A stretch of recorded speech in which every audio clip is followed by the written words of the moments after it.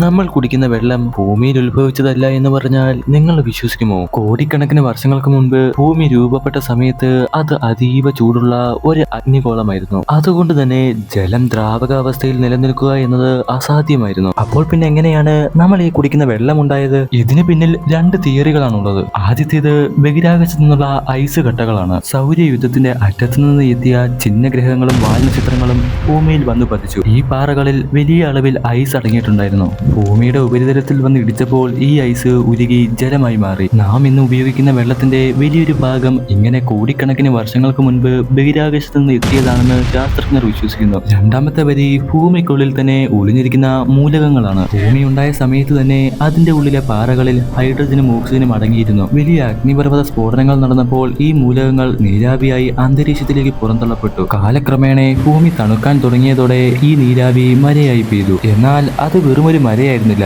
ആയിരക്കണക്കിന് വർഷങ്ങൾക്ക് നീണ്ടുനിന്ന ഒരു മഹാമരയായിരുന്നു. ആ വെള്ളം താഴ്ന്ന പ്രദേശങ്ങളിൽ നിറഞ്ഞാണ് ഇന്നത്തെ സമുദ്രങ്ങൾ ഉണ്ടായത്. ചുരുക്കത്തിൽ നാം ഇന്ന് കുടിക്കുന്ന വെള്ളം യഥാർത്ഥത്തിൽ കോടിക്കണക്കിന് വർഷങ്ങൾക്ക് മുൻപ് ബഹിരാകാശത്ത് നിന്ന് എത്തിയതോ അല്ലെങ്കിൽ അഗ്നിപർവ്വതം വഴി ഉണ്ടായതോ ആണ്. അതുകൊണ്ട് തന്നെ നാം ഉപയോഗിക്കുന്ന ഓരോ തുള്ളി വെള്ളത്തിനും മനുഷ്യരാശിയേക്കാൾ പഴക്കമുണ്ട്. നിങ്ങൾ ഇതിൽ ഏത് തിയറിയാണ് വിശ്വസിക്കുന്നത്?